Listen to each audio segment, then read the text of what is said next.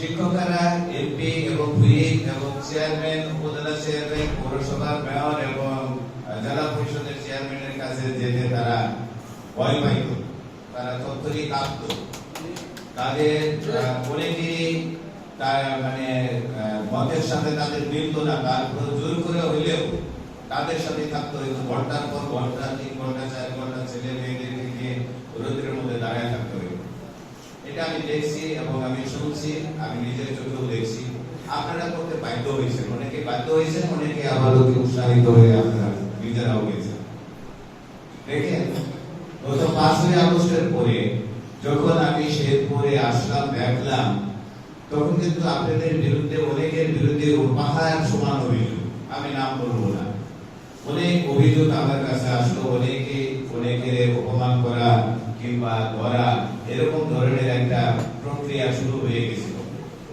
আমার জানা মতে আমার কাছে যখন যেই আসছে, আমি সাথে সাথে সেটা সমস্যার সমাধান করে দিচ্ছি। কারণ কোন টিচারদের উপর, শিক্ষকের উপর যাতে কোনো ধরনের অত্যাচার, নির্যাতন না হয়, সে ফ্যাসিস্ট সরকারের হোক, জামাতের হোক, জাতীয় পার্টির হোক, আওয়ামী লীগের হোক, এবং যে দলেরই হোক, কোন টিচারের উপর যাতে, শিক্ষকদের উপরে যাতে অন্যায়ভাবে কোনো অত্যাচার, নির্যাতন করা না হয়, আমি এই ধরনের বক্তব্য আমি দিচ্ছি, আমি কথা বলছি।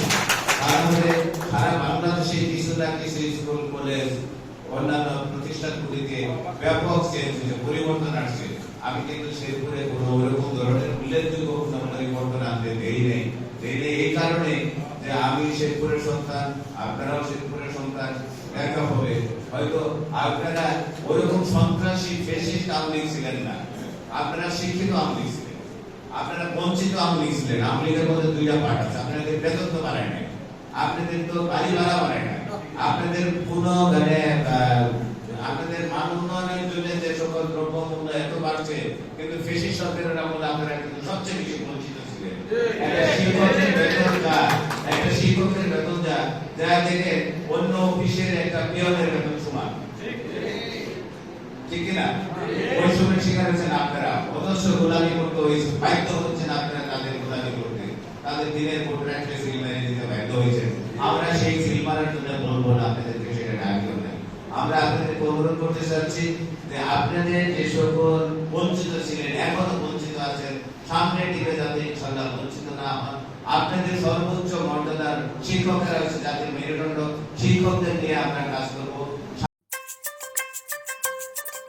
মানব মস্তিষ্ক এবং দেহ গঠনের জন্য দুধ একটি অত্যাবশ্যকীয় পানীয়। সর্বাধুনিক প্রযুক্তির অটোমেটিক মেশিনে হাতের স্পর্শ ছাড়াই সরাসরি গরুর খাঁটি দুধ থেকে তৈরি হয় জেহান মিল্ক। তাই জেহান মিল্কে দুধের সকল গুণাগুণ থাকে অক্ষুণ্ণ।